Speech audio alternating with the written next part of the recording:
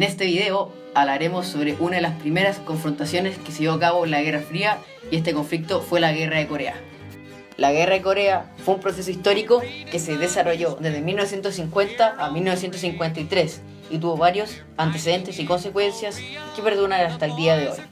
Corea siempre fue un país que estuvo bajo el dominio de alguna potencia, lo cual influyó en su división. Desde 1910, este país fue dominado por Japón, y tras la rendición de este imperio asiático, los países vencedores de la Segunda Guerra Mundial dividieron a Corea en el paralelo 78, en dos países con ideologías completamente distintas.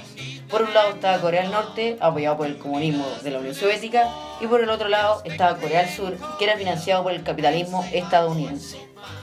Como dijimos anteriormente, esta guerra tuvo varias causas, como fue la existencia de diversos gobiernos en Corea que se vieron consolidados tras las fracasadas elecciones que se llevaron en este país en 1948, dejando al paralelo 38 como una frontera política, territorial e ideológica.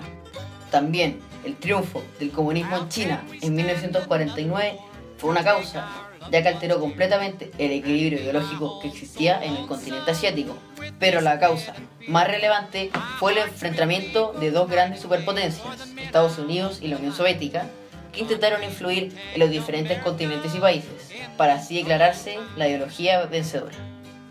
Estados Unidos y la Unión Soviética fueron las que apoyaron económicamente y militarmente y dirigieron a cada uno de los bandos de Corea, siendo los titiriteros que influyeron en sus marionetas. Por un lado, Estados Unidos controlaba Corea del Sur a través de un dirigente surcoreano llamado Syngman Rhee, que quería imponer el capitalismo, y por el otro lado, la Unión Soviética controlaba Corea del Norte a través del dirigente Kim Do-sung, que quería implementar el comunismo en toda Corea por la razón o por la fuerza. Todo conflicto tiene una cronología de los hechos más relevantes que han sucediendo, y la Guerra de Corea no fue una excepción. En 1948, la península coreana se divide en dos entidades políticas, la República de Corea, Corea del Sur, y la República Democrática Popular de Corea, Corea del Norte, lo que posteriormente ayudó al inicio de un terrible conflicto en el cual dos sistemas políticos sociales contrapuestos, el capitalismo y el comunismo, se enfrentaron para ver cuál era la ideología vencedora. La guerra se inició exactamente cuando las tropas de Corea del Norte, presididas por Kim Do-sung, atravesaron el paralelo 38 el 25 de junio de 1950 para invadir Corea del Sur. Inmediatamente las fuerzas militares estadounidenses se introdujeron en la batalla, pero no tuvieron lo necesario para combatir, y es por esto que las fuerzas de la ONU, lideradas por el general MacArthur de Estados Unidos, comenzaron un contraataque, ya que este país capitalista había pedido la convocatoria del Consejo de Seguridad de la ONU para dirigir un ejército que pudiera hacer frente a esta agresión. Este contraataque fue muy exitoso, y el 19 de octubre de 1950 las tropas multinacionales de la ONU conquistaron Pyongyang, capital de Corea del Norte. China, al ver el acercamiento de las fuerzas estadounidenses a los límites de Corea, reaccionó con una ofensiva imparable, que logró que las tropas norcoreanas tomaran Seúl el 4 de enero de 1951.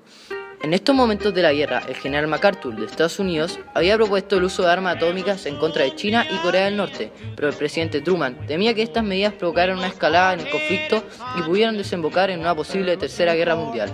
Unos meses después, exactamente el 11 de abril de 1951, Truman decide destituir a MacArthur de su cargo, ya que no se podía confiar en su estrategia militar, y se le reemplazó por Matthew Ridgway como nuevo general, que consiguió frenar la ofensiva y recuperar Seúl.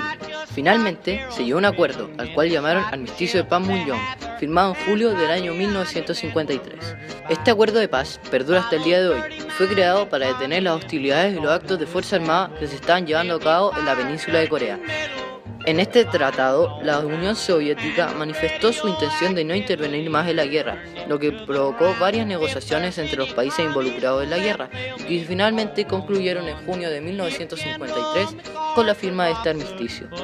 En él se acordó una nueva línea, que se encontraba en el paralelo 38, que dividía a Corea en dos.